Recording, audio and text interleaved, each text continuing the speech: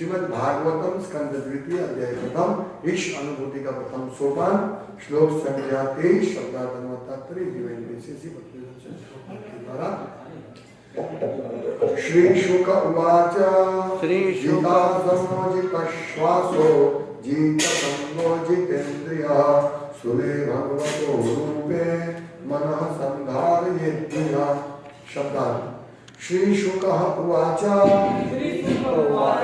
शुकदेव गोस्वामी ने कहा जित आसनः संयमित आसन जित श्वासः संयमित श्वास क्रिया जित संगः संयमित संगति जित इंद्रियः संयमित इंद्रिया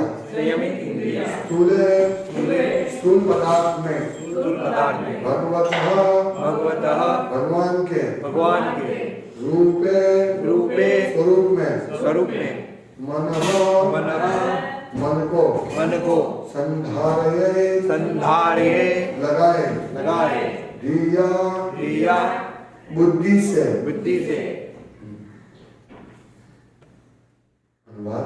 शुकदेव गोस्वामी ने उत्तर दिया मनुष्य को चाहिए कि आसन को नियंत्रित करे, यौगिक प्राणायाम द्वारा श्वास क्रिया को नियमित करे और इस तरह मन तथा इंद्रियों को वश में करे, फिर बुद्धि पूर्वक मन को भगवान की स्थूल शक्तियों में लगाए।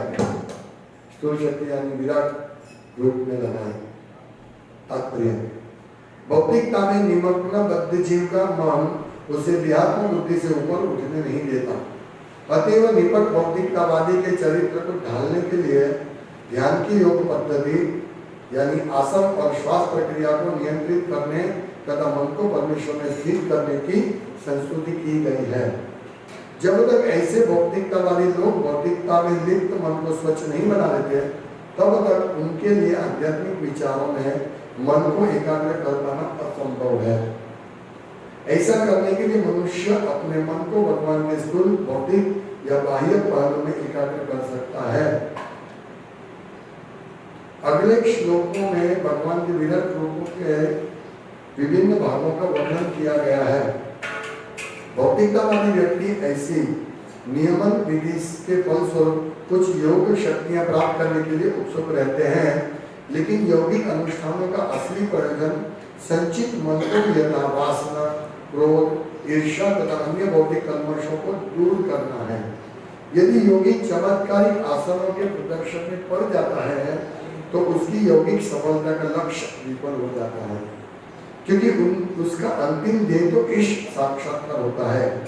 अतएव उसके लिए भिन्न धारणा के द्वारा अपने स्थूल भौतिकतावादी मन को स्थिर करने और इस तरह भगवान की शक्ति की अनुभूति करने की संस्तुति की जाती है।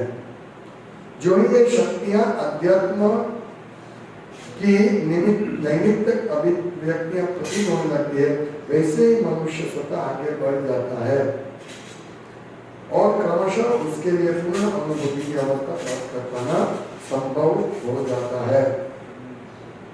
ओम ज्ञानविरामस्य ज्ञानं यमशलाकया चक्षुरुन्मिलितं येन तस्मै श्री चैतन्यमनोभीष्टं स्थापितं येन भूतले स्वयं स्वधान्तिकं वन्देऽहं श्रीगुरुं वैष्णवांश्च श्रीरूपं साग्रजातं सहगणगङ्गाधान्वितं सद्वैतं सावधूतं परिजनसहितं कृष्णचैतन्यं श्री राधा कृष्ण। हे कृष्ण करुणा सिंधो दीनबंधो जगत्पते कृष्ण तप्त कांचन गौरांगी राधे श्यामेश्वरी कृष्ण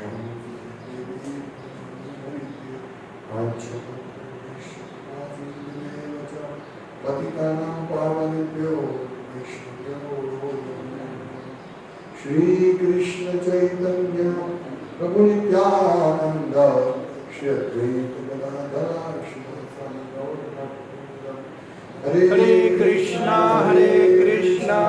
कृष्ण कृष्ण हरे हरे हरे राम राम राम हरे हरे। हरे कृष्ण।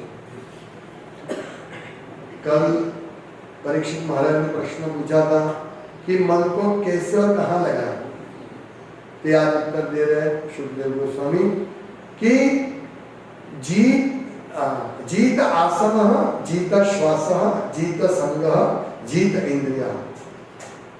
मतलब श्वास को कंट्रोल करो, प्राणायाम करो, इंद्रियों को कंट्रोल करो, जितेंद्रिया, आसन संयमित आसन करो। मतलब ये योग की विधि बताई है। और क्या किया है कि इस प्रकार मन और इंद्रियों को वश में करो, फिर बुद्धिपूर्वक मन को भगवान की स्थूल शक्तियों में लगाना। तो ये आसन करने की आवश्यकता क्या है?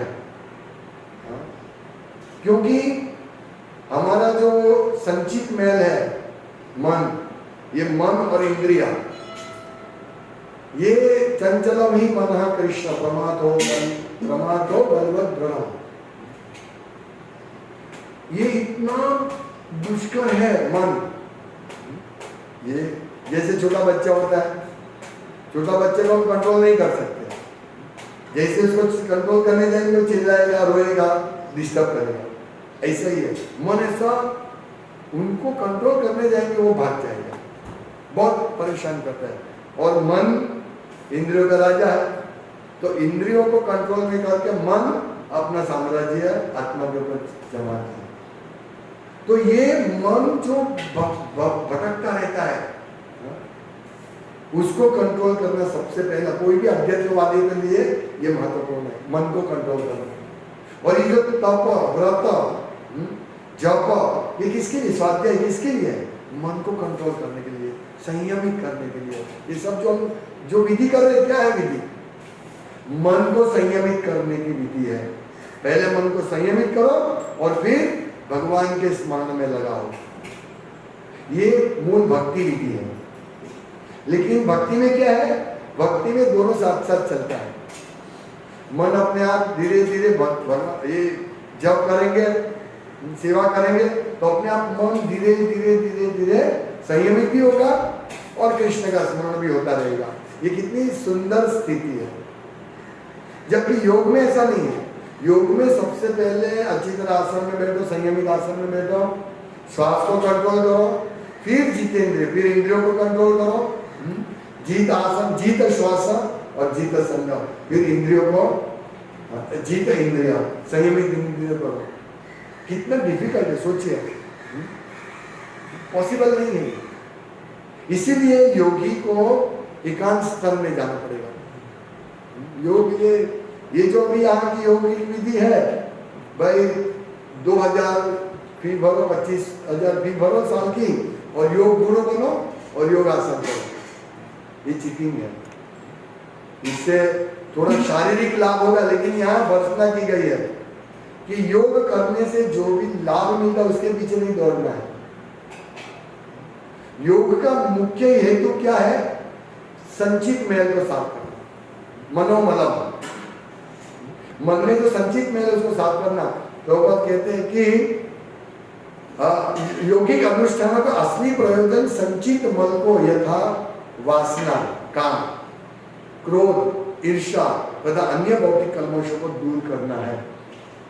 ये कोई भी अष्टांग योग हो, हठ योग हो या भक्ति योग हो, सब में ये प्रथम, क्योंकि भगवान में ध्यान तभी जाएगा, नहीं तो भगवान में ध्यान जाना नहीं है। इसलिए इंद्रियों को वश करना है। इसलिए यम नियम, यम और नियम होता है योग। और हमारा भी दीक्षा लेने से पहले क्या? 4 नियम और 16 माला। हमारी प्रोसेस जो है, हमें भी नियम है। नियम क्यों है? एकादशी को व्रत क्यों करना है, जन्माष्टमी, ये सब नियम ये भगवान की प्रसन्नता के लिए करना है। पर उसका उद्देश्य ये भी है कि इंद्रियों कंट्रोल में रहे। जैसे अनकंट्रोल इंद्रिया, कोई भी एकादशी हो, कुछ भी हो, खाओ पियो मौज करो, हमें ऐसा नहीं। हम योगी हैं और योगी का कार्य सबसे पहले मन और इंद्रियों को कंट्रोल करना। तो हमारा साथ साथ ये चलना चाहिए। तो मन को वश में करना इंद्रियों को वश में करना बहुत मुश्किल है। इतनी एक्सपीरियंस है इंद्रिय भौतिक भोग भुगतने के, इतना उसको अनुभव है सभी हमारे इंद्रिय और मन को।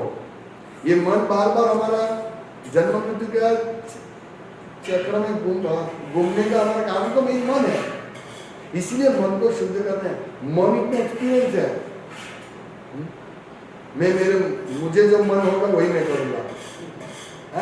जनरली उच्छृंखल, मतलब सुनने वाला नहीं है मन। हम नक्की करेंगे, जैसे कोई सामाजिक संस्था होती है या कोई ऐसे धार्मिक अनुष्ठान होता है, उसमें सबको व्रत दिया जाता है, कल से सब लोग तंबाकू खाना बंद, शराब पीना बंद, चाय पीना बंद। चाय को बंद नहीं करते हैं, लेकिन तंबाकू खाना और शराब पीना बंद। यस, हम प्रण लेते हैं, हम पानी लेते हैं, पानी लेते हैं, तो ऐसे कंट्रोल नहीं होगा। फिर देखेंगे 2 महीना 3 महीना, हाँ बहुत अच्छा, फिर वापस कुछ ना कुछ कारण से वो वापस चालू कर देते हैं। ये बहुत मुश्किल है इनको कंट्रोल करना। देखिए, कोई आप सोचिए किसी को कैंसर हुआ है और उसका मुंह इतना ही खुलता है, बहुत कम खुलता है, बोलने की भी तकलीफ होती है, फिर भी उसको तंबाकू चाहिए, तंबाकू चाहिए कैसे न कैसे। ये हम देखते हैं इतना खराब ये हो गया। जाहिरात आती है सिगरेट की, तंबाकू की, और उसमें नीचे लिखते हैं कि बहुत घातक है, ऐसा कुछ लिखते हैं, इसकी आदत लग सकती है, गवर्नमेंट का रूल है, लेकिन ऐसा कोई ये देख के थोड़ी कोई कंट्रोल कर पाएगा। हाँ, नियम है भाई, keep to the left side चलना है, बहुत सारे नियम है, नियम बने हैं, लेकिन सब तोड़ते हैं नियम। इसे नियम का पालन कैसे करें? तो ऐसे ही इंद्रियों के नियम है, ये नहीं करो, वो मत करो, मन का भी नियम है, ये मत करो, वो मत करो, और मन पालन नहीं करेगा। इसीलिए उनको जीत श्वास, इनके लिए जीत आसन, जीत श्वास, जीत संग, ये 3 चीज ठीक तरह से है। उसको आसन को नियंत्रित करे, प्राणायाम से श्वास उच्छ्वास को नियमित करे, और इस तरह मन तथा इंद्रिय को वश में करे, ये आवश्यक है। लेकिन भक्ति योग में बहुत सरलता, ये पहला पॉइंट जो है, 2 पॉइंट इसमें बहुत सुंदर समझने का है। पहला तो ये इंद्रियों को कंट्रोल करना। देखिए, हम लोग भी ये नहीं करना, वो नहीं करना, सब पालन करते हैं, लेकिन कभी कभी किसी भक्त ने देखा बाहर का खाना मिल रहा है, थोड़ा खा लेते। इंद्रियों को कंट्रोल करना मुश्किल है, चलेगा, आज का दिन चलेगा, ऐसे करके, मतलब इंद्रिय इतनी सॉलिड है ये। लेकिन यदि कोई योग प्रॉपरली भक्ति योग करता है तो वो जैसे चाणक्य पंडित कहते हैं, विद्वान कौन है? पर प्रवेश लोष्टवा, दूसरे को कूड़े द्रव्य को कूड़ा समान समझते हैं। तो ये इंद्रिय कंट्रोल है। विद्वान इंद्रियों को कंट्रोल करते हैं। मातृपरदारेषु, अपनी पत्नी को छोड़ के दूसरे के साथ संग करना, दूसरी पत्नी के साथ, और अनैतिक संग करना, ये बहुत ही भयंकर चीज है। लेकिन इसको कंट्रोल कौन करेगा? विद्वान, पंडित संत। मातृपरदारेषु परद्रव्येषु दोषवत्, आत्मवन् मन्यते जगत। नहीं, वो क्या है? आत्मवत् सर्वभूतानि, सभी जीवों का जो अपने समान गिनते हैं कि उसको दुख होगा, मुझे भी दुख होना चाहिए, ऐसा वो कत्ल थोड़ी करेगा। तो ये इसको बोलते हैं यह पंडित, पश्चिम की सब पंडित। इसको पंडित जो ये करता है वो पंडित है, विद्वान। तो ये भक्त को विद्वान बनना पड़ेगा, योगी को विद्वान बनना पड़ेगा, क्योंकि उसको कंट्रोल करना है। इंद्रिय कंट्रोल के बिना ये सब पॉसिबल नहीं है। तो इसीलिए योगी को सबसे पहले यम, नियम, प्राणायाम, आसन, फिर ध्यान, चौथा स्टेप ध्यान। इंद्रिय निग्रह, ध्यान उसके बाद है। यम, नियम, आसन, प्राणायाम, ध्यान, धारणा, प्रत्याहार, प्रत्याहार यानी इंद्रियों को कंट्रोल करना, सभी चीज में से ले लेना। ये कैसे पॉसिबल है? बहुत मुश्किल है इसमें। इसीलिए बड़े बड़े पहले हम देखते सत्ययुग में राजा रिटायर होकर और सामान्य प्रजाजन रिटायर होकर जंगल में जाते थे और जंगल में ऐसी तपश्चर्या करते थे, जैसे पृथ्वी महाराज भगवान के अवतार थे, फिर भी उन्होंने तपश्चर्या हमको दिखाने के लिए कि सर्दी में, ठंडी में गले तक के पानी में बैठे रहना है, गर्मी में चारों ओर अग्नि, पंचाग्नि, चारों ओर अग्नि जलाओ और ऊपर सूर्य के ताप में खड़ा रहना। और बारिश में कपड़े मतलब अपने बारिश को सहन करना है खुले शरीर पे। ये इतनी कठिन साधना क्यों की जाती है? और आहार भी यहाँ पे फर्स्ट क्लास हमको प्रसाद मिलता है, लेकिन आहार भी कैसे लेना पड़ता है?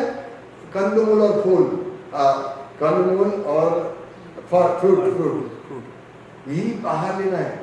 अभी हम लोग एकादशी होती है तो हम लोग फ्रूटी खाने, आपको कैसा लगे? एक दिन ये तो पूरा कंट्रोल करना है, तब जाके इंद्रिय कंट्रोल में होगी। फिर फ्रूट में है जो भी जंगल में मिला वानप्रस्थ में, वो लो खाओ, और यदि वो नहीं मिलेगा तो पत्ते खाना पड़ेगा, और पत्ते भी नहीं मिला तो पानी पी के गुजारना पड़ेगा। पानी नहीं मिले तो भी ऐसे ही। इतनी कठिन तपस्या करने के बाद मन और इंद्रिय कंट्रोल में आते हैं। सोचिए, ये कोई साधारण काम नहीं है। इसीलिए योग करने के लिए ये सब कंट्रोल करके भगवान में ध्यान लगाने के लिए कितना साल निकल जाए, 50,000 साल, 60,000 साल, तब इतना तप करना पड़ता है भाई, तब जाके जितेंद्रिय होता है। जीत इंद्रिया, इंद्रिय ऐसे थोड़ी जीत सकते हम। जीतेंद्र इतना दीर्घ साधना के बाद, और उसमें भी यदि थोड़ा बहुत इधर उधर 19-20 हो गया तो विश्वामित्र मुनि की तरह छम छम छम पायल का आवाज आया। कितने साल उन्होंने तप किया, और फिर उन्होंने पहले मेनका से ये कर दिया शादी, मतलब हाँ? उसके बाद दूसरी भी आई थी रंभा, हाँ? तो उनको गुस्सा कर दिया, शाप दे दिया। तो देखो, दीर्घ साधना के बाद विश्वामित्री महान क्षत्रिय राजा थे, फिर वो ऐसी दीर्घ साधना के बाद भी ये प्रॉब्लम हुआ, तो हमारी तो क्या हालत हो सकती है? इसलिए हम लोग को ऐसा नहीं सोचना चाहिए कि मैं भक्ति करता हूं सब चलेगा, नहीं। हम तो साधक अवस्था में है विश्वामित्र मुनि की तरह। ये हरिदास ठाकुर एक अलग बात है। हरिदास ठाकुर जो गुफा में रहते थे, हाँ, वो गुफा में 2 बार, एक बार माया द्वारा, एक बार सुंदर वेश्या के द्वारा उनकी परीक्षा ली गई, लेकिन वो विचलित नहीं हुए। और उस गुफा में बड़ा सांप रहता था, कोबरा, देखिए। लेकिन वो रियल जितेंद्रिय थे, भक्ति के प्रभाव से, भक्ति करने से।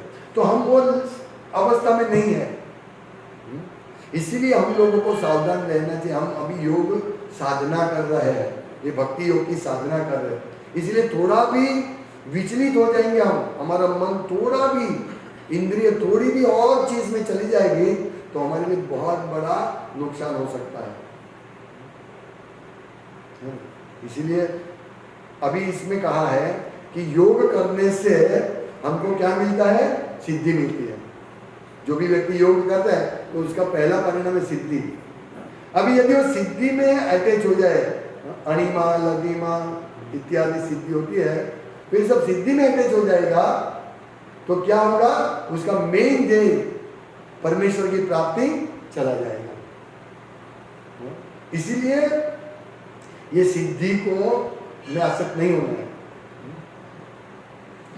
योगी जो सच्चा योगी होते हैं वो सिद्धि मिलती है, उसमें आसक्त नहीं होके अपने प्राण को ऊपर तक जाके ब्रह्मरंध्र से वैकुंठ लोक या कृष्ण लोक या फिर कोई भी स्वर्ग लोक वहां भेज देता है, भेज सकता है।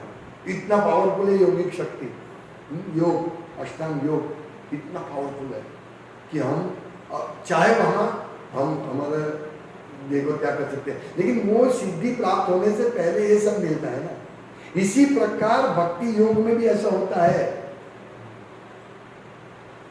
क्योंकि हम लोग भक्ति जप करते हैं तो जप शुद्ध जप नहीं है, इसीलिए हमको ऐश्वर्य मिलेगा। और यदि हम इस ऐश्वर्य में आ गए, धन मिलता है, अभी आराम से भक्ति करेंगे, तो हमारा भी प्रॉब्लम हो सकता है, हम मन और इंद्रिय को जीत नहीं सकेंगे। तो ये प्रभुपाद लिखते हैं कि यदि योगी चमत्कारिक आसनों के प्रदर्शन में पड़ जाता है तो उसकी यौगिक सफलता का लक्ष्य विफल हो जाता है।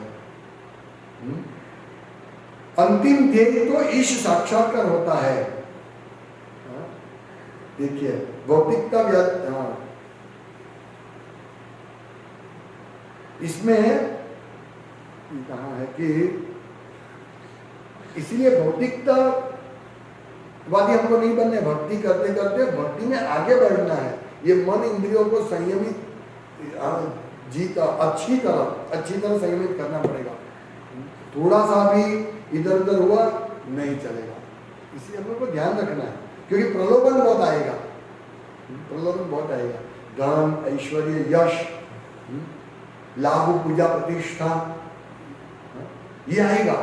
जैसे जैसे भक्ति करेंगे सिर्फ धन नहीं, लाभ तो होगा, अनेक लाभ होंगे, लाभ और पूजा भी होगी भक्ति करते करते। ये जो उपशाखा है ये भक्ति के निंदामय है, इसको ये अनर्थ बोलते हैं इसको। लाभ, पूजा, प्रतिष्ठा, मैं प्रतिष्ठित भक्त हूँ, मैं लीडर हूँ, प्रतिष्ठा इसको बोलते हैं।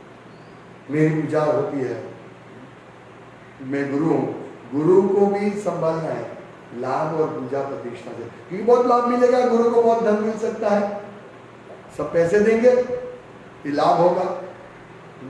और पूजा तो लाभ, पूजा, प्रतिष्ठा जो है उससे सावधान रहना। ये भक्ति में हमको मिलने वाली साइड ये है।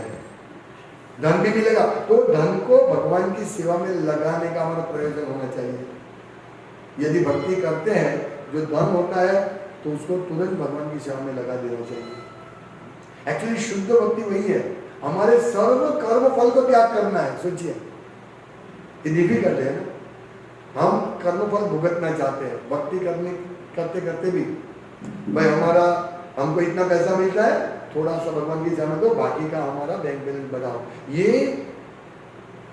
योग का फल को हम प्राप्त करना चाहते हैं, ऐश्वर्य जो मिलता है उसको प्राप्त करना चाहते हैं। इसलिए हम सबको बड़ा सावधान रहना चाहिए, कहां से हम लोग हमारा मन विचलित हो जाए विश्वामित्र मुनि की तरह, ऐसा नहीं, ध्यान रखना है।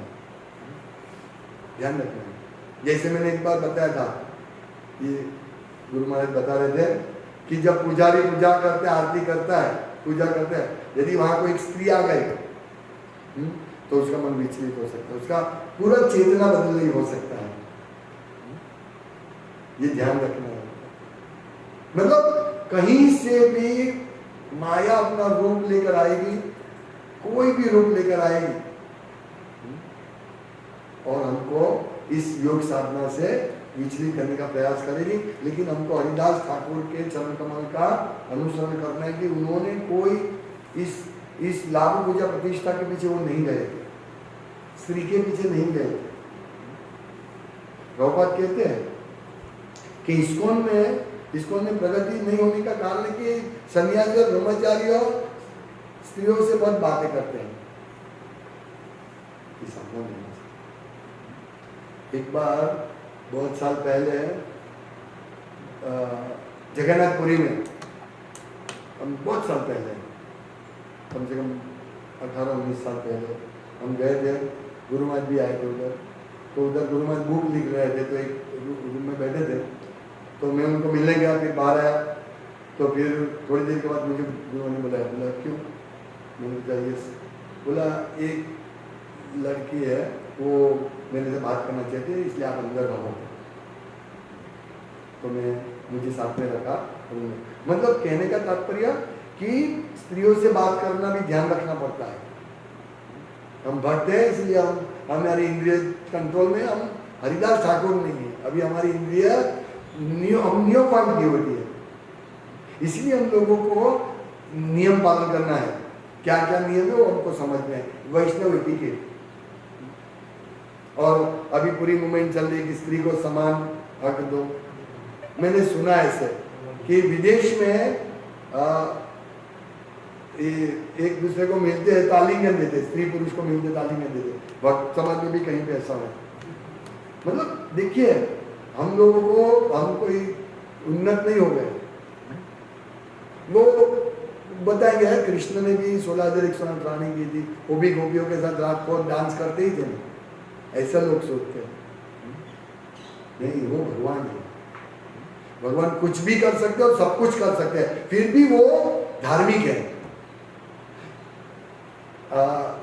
अपने पर भीष्म पितामह ने जब भगवान को, क्योंकि वो ब्रह्मचारी थे, जब भगवान को अध्यक्ष बनाया गया था राष्ट्रीय यज्ञ में, तब उन्होंने बताया था कि सबसे श्रेष्ठ ब्रह्मचारी है कृष्ण।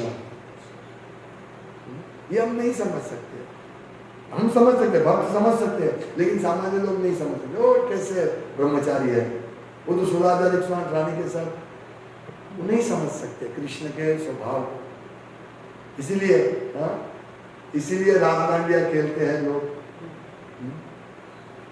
दूसरे की पत्नी के साथ डांडिया खेलते हैं। ये अनुकरण कर रहे हैं वो लोग, जिसका सर्वनाश होगा। कृष्ण का अनुकरण नहीं करना है, कृष्ण ही नहीं, किसी भी भक्त का भी, शुद्ध भक्त का भी अनुकरण नहीं करना, अनुसरण करना है।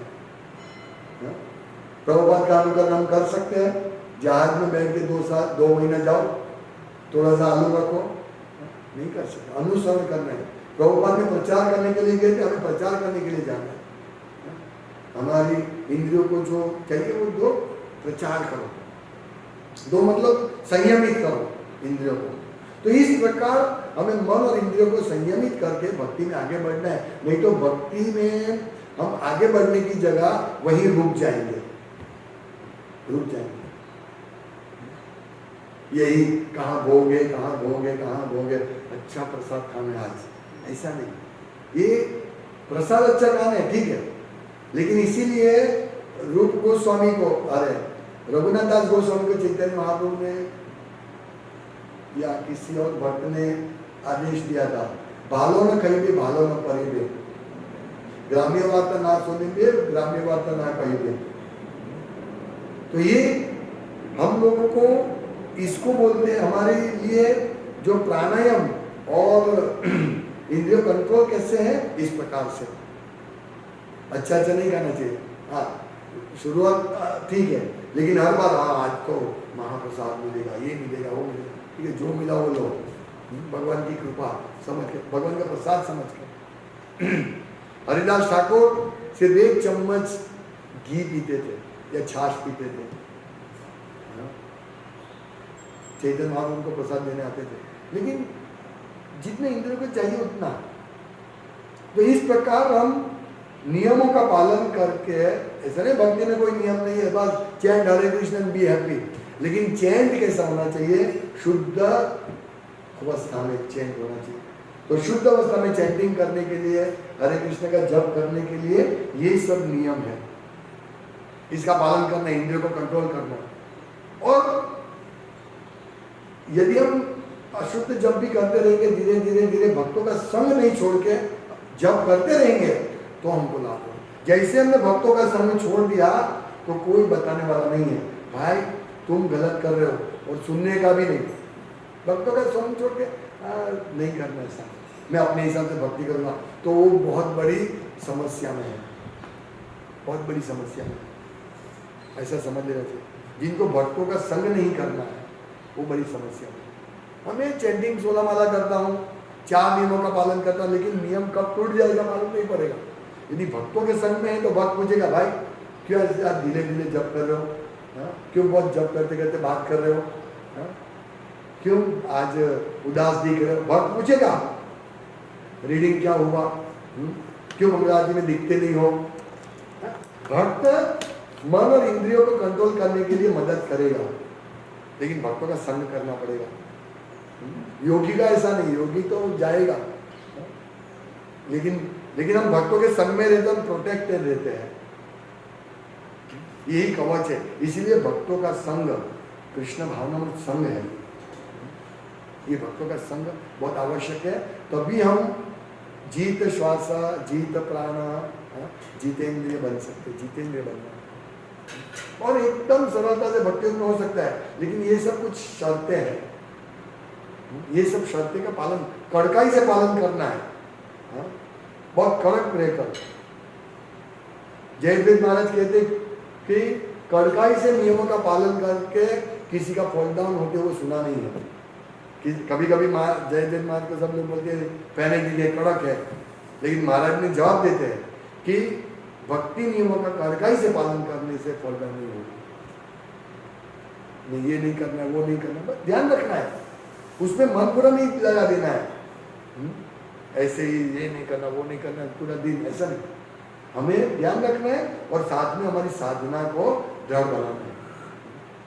तो ये साधना से होगा, लेकिन रेगुलर करना पड़ेगा। ऐसा नहीं है कि योगी आज आसन किया, प्राणायाम किया, कल फिर नहीं करेगा, कल थोड़ा पूरा दिन आराम करेगा, फिर परसों, ऐसा नहीं। इसीलिए हम लोगों को प्रतिदिन मंगल आरती करनी है, प्रतिदिन भागवत क्लास सुनना है, प्रतिदिन रीडिंग करना है, प्रतिदिन 16 माला करनी है, प्रतिदिन सिर्फ प्रसादी ग्रहण करना है। ये सब हमारी साधना है, इसलिए हम साधक है। हम सिद्ध नहीं है, सिद्ध अवस्था आएगी, जरूर आएगी, तुरंत आएगी, तुरंत। क्षिप्रम भवति धर्मात्मा, तुरंत हम पाप से, पापी जीवन से आ रहे हैं, तो ये सब चक्र घूमता रहता है। हमारा पंखा बंद हो गया, अभी धीरे धीरे फिर भी घूमेगा। तो वो जो घूमता है, जब तक स्थिर नहीं होगा, मन स्थिर नहीं होगा। प्रभुपाद कहते हैं सामने स्त्री होते हुए भी, सुंदर स्त्री होते हुए भी उसको भुगतने की इच्छा नहीं होती है, तब समझना चाहिए कि स्त्री मन कंट्रोल में, ये चाहिए। लेकिन पहले दिन तो ऐसा नहीं होगा। गांधी जी की तरह, गांधी जी ने ऐसा किया था, वो युवान वो अपना प्रयोग कर रहे थे सत्य का। वो युवान स्त्री के साथ नग्न होते थे, तीनों, 2 युवान थे। वो देखते कि मेरी इंद्रिय कंट्रोल में है कि नहीं, ऐसे हमको नहीं करना है। लेकिन हमें वो अवस्था में पहुंचना है कि सामने भोग भुगतने की बहुत सारी चीजें हैं, फिर भी हमें हमारा मन विचलित नहीं होना चाहिए। हमें वो अवस्था तक पहुंचना है। प्रभुपाद अमेरिका गए, और सामान्य लोग भी अमेरिका जाते हैं, तो वहां उनको क्या दिखता है? सबको ये दिखता है सुंदर स्त्री है, सुंदर खाना है, सुंदर भोग भुगतने की चीजें हैं। प्रभुपाद को वो नहीं दिखा। प्रभुपाद ने दिखे, रो पड़े प्रभुपाद, अरे ये बेचारे जन्मों के चक्र में फंसे हैं और पाप कर रहे हैं, अनैतिक जातीय संबंध, शराब पीना, ड्रग्स पीना, ड्रग्स लेना, ये सब पाप कर रहे हैं, रो पड़े। ये है प्रभुपाद जितेंद्रिय, पूर्ण रूप से जितेंद्रिय थे, और बाकी के सामान्य लोग की ये अवस्था है। इसलिए हमको प्रभुपाद का अनुसरण करके हमें भी जितेंद्रिय बनना है, इंद्रियों को वश में करना है। इसलिए भक्तों का संग और रेगुलर साधना, भक्तों का संग होगा तो रेगुलर साधना होगी, सेवा होगी। भक्तों का संग नहीं होगा तो, इसलिए संग बहुत आवश्यक है। चाहे आपको इस संग में मजा नहीं आ रही, दूसरा संग में जाओ, कोई प्रॉब्लम नहीं, लेकिन भक्तों का संग जरूर करो। अपने लाइक माइंडेड लोगों के संग करो। मतलब लाइक माइंडेड ऐसा नहीं होना चाहिए कि पूरा प्रभुपाद की इच्छा के विरुद्ध ही चले। हाँ, होली आई तो होली रंग फेंक के होली के लिए, ये ग्रुप अच्छा है। हाँ, ये भक्तों का संग, सब बोलते हैं भक्तों का संग, ये भक्तों का संग अच्छा है कि होली आई तो होली एक दूसरे लेडीज जेंट्स के ऊपर फेंकेंगे, जेंट्स लेडीज के ऊपर, ये अच्छा है। नहीं, ये नहीं, ये जितेंद्रिय का काम नहीं है, ये साधना नहीं है।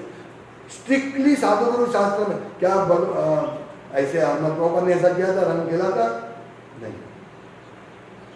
बरसाना में थे, अरे प्रभुपाद वृंदावन में रहते थे, ऐसा कभी सुना है कि प्रभुपाद ने किसी के ऊपर रंग डाला? नहीं, तो हमें नहीं डाला।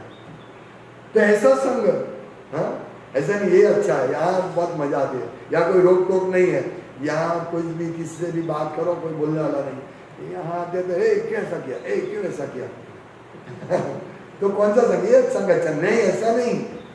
जहां से हमको साधना का पावर मिले, जैसे प्रभुपाद के बुक्स पढ़ेंगे ना, इतना पावर मिलता है भक्ति करने का, इतना प्रोत्साहन मिलता है। चैतन्य चरितामृत में अभी भक्ति के बारे में, मतलब भगवान नित्यानंद प्रभु, भगवान अद्वैत आचार्य, अद्वैत यानी भगवान ही है, अद्वैत भगवान और अद्वैत आचार्य में कोई फर्क नहीं, वो भगवान भी है और आचार्य यानी गुरु भी है। वो स्वयं अपने को भगवान की सेवा करने के लिए तैयार रहते हैं। वो चाहते हैं कि मैं भगवान की सेवा करूं, और उनकी पुकार से भगवान चैतन्य महाप्रभु प्रकट हुए। उन्होंने भगवान को बुलाया, ये आचार्य अद्वैत आचार्य स्वयं साक्षात भगवान महाविष्णु। सोचिए, तो इस प्रकार से हमें आचार्य के मार्गदर्शन में रहकर जो ग्रुप, जो भक्तों का संघ है उसमें जुड़ना है। नहीं तो कोई और संघ में जुड़ गए तो हमारा बहुत बड़ा ये होगा, प्रॉब्लम हो सकता है। हम भक्ति में आगे नहीं बढ़ पाएंगे, हम योगिक सिद्धि को प्राप्त हो जाएंगे, यश मिलेगा, ऐश्वर्य मिलेगा, लाभ मिलेगा, पूजा हमारी होगी, लेकिन हमारा भक्ति में प्रगति नहीं होगी। इसीलिए प्रभुपाद कहते हैं पूर्ण अनुभूति क्या है, क्रमशः इसके लिए पूर्ण अनुभूति की अवस्था प्राप्त कर पाना संभव हो जाता है। और जैसे ही आध्यात्मिक योग में हम दृढ़ हो जाएंगे तो हमें पूर्ण सिद्धि मिलेगी, कृष्ण प्रेम। तो हमारा लक्ष्य, जब तक कृष्ण प्रेम नहीं मिलता है तब तक रुको मत, और ऐसे भक्तों से मिलते रहो जो हमको कृष्ण प्रेम दिलाने में मदद करेंगे, नहीं कि हमको गिरा देंगे तांटियां खींच के। ये जो प्रभुपाद ने नियम नहीं दिए हैं और उसको हम नियम बना के जैसे रंग डालना इत्यादि ये सब है, तो उससे हम हमारे पैर खींच जाएंगे, ऊपर हम नहीं बढ़ पाएंगे। इसलिए हम सबको ध्यान रखना है। हरे कृष्ण। श्रीमद् भागवतम की जय, श्रील प्रभुपाद की जय।